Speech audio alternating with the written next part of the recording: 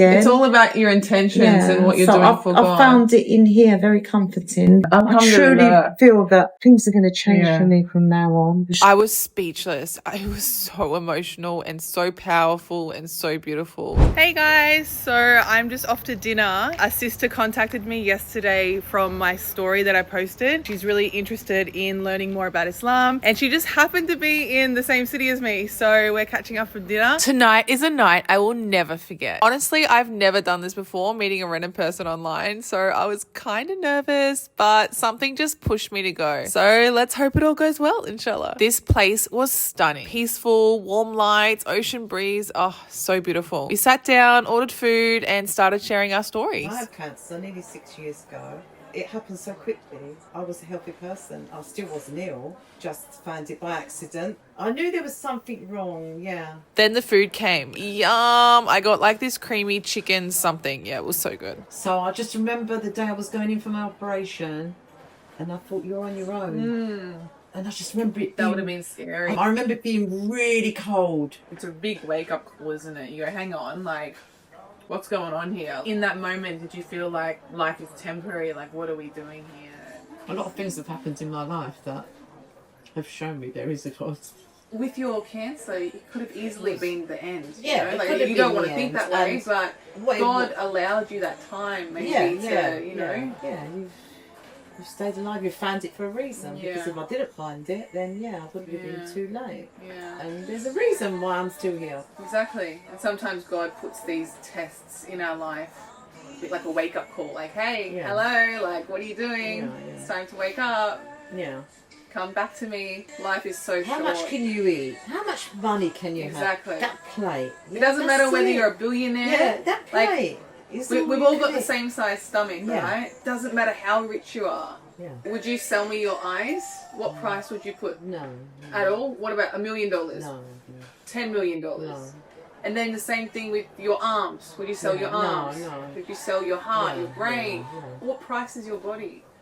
It's priceless. It's priceless. It's completely priceless, and God has given us this. He's given us these tools. We sometimes forget and take that for granted. We don't realise how fortunate we are to have these working bodies, to be able to see, to be able to taste, to be able to smell, to be able to run. People in the wheelchair, people, blind people, they would give anything to be able to see. They'd give anything to be able to walk. Because sometimes we take this for granted and don't realise what God has given us. We say, oh, it's normal, it's normal. It's not normal. So then we got to go, okay, well, God gave me all this. What does He want from me? What do you think God wants from us?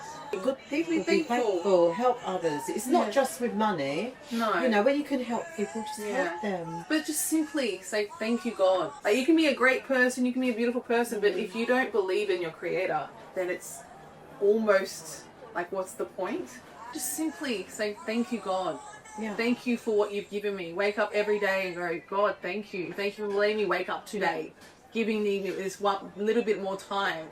You're saying that we should pray. Absolutely. I'm Absolutely. getting your gist of it. I know what you. Our bodies actually need prayer. Yeah. It's like our stomachs need food. Our soul also needs to be fed as well.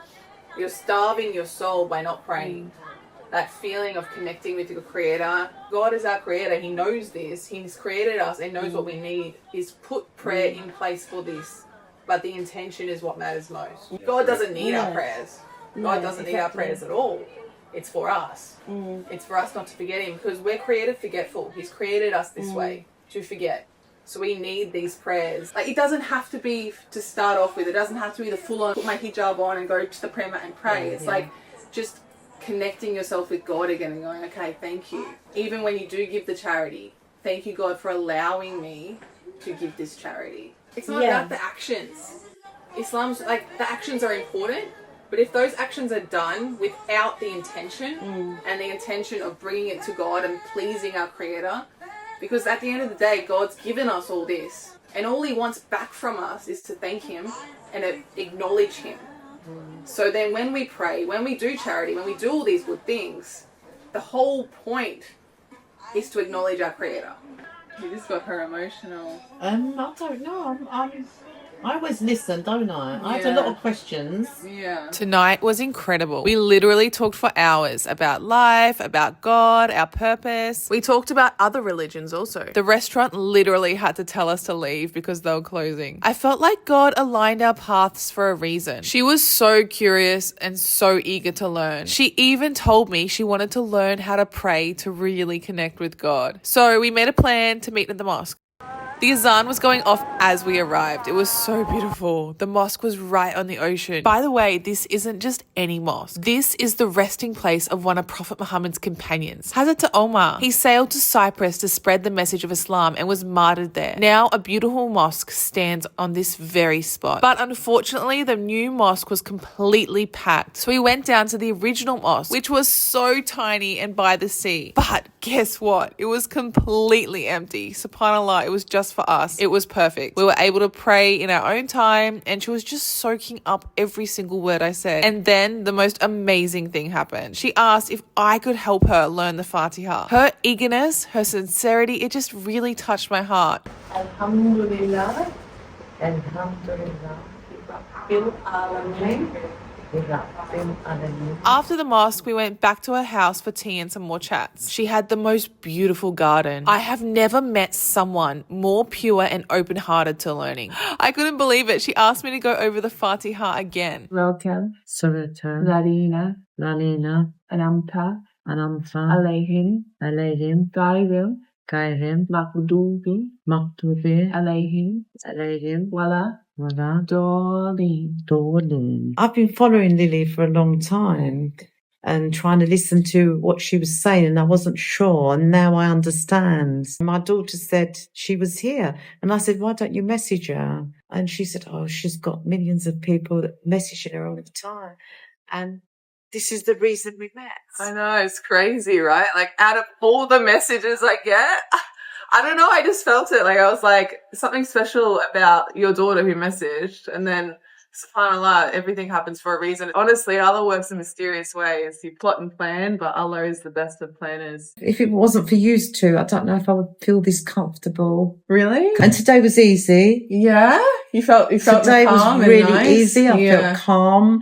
I followed what you did. I didn't feel intimidated. No, that's so good. And if you do a mistake, then you can say it again. It's not a sin to do a mistake and do it again. It's all about your intentions and what you're doing for God. I found it in here very comforting. Nobody's perfect. Nobody's perfect. We know that. It's what's in here. Islam is all about your connection with God. Your words have some real power behind them. You can see the sincerity. Like, honestly, you don't understand how special you are and how gifted you are, what God has given you. Not many people have this sincerity that I feel on you. It's just, and this isn't plans. Exactly.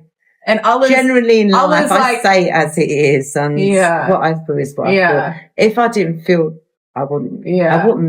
Allah has chosen you. Allah has chosen you to be one of His special and I'm comfortable with you. This is why I've done it. I've made some mistakes, and you made me feel comfortable, and I said it again. Yeah, I'm so glad I met you. Honestly, I'm so glad that we got this moment. Yeah, I feel like everything is blessed. Yeah, I truly feel that things are going to change for me from now on. Inshallah, inshallah. You've allowed God into your heart. I feel something is going to change. I think so too, inshallah. Once you allow God into your heart, everything changes. After our chat, she showed me her garden. Look at these lemons. They smell absolutely incredible. Oh, it smells amazing. But again, it just wasn't enough time. I had to head off, unfortunately, so we did organize to meet for coffee again. And you will not believe what happens next. She wanted to take her Shahada. I asked her, are you sure? Like, are you ready? And she said, yes, I don't want to wait another second. She was ready to dive headfirst into the truth and allow God into her heart. I was speechless. I was so emotional and so powerful and so beautiful. I bear witness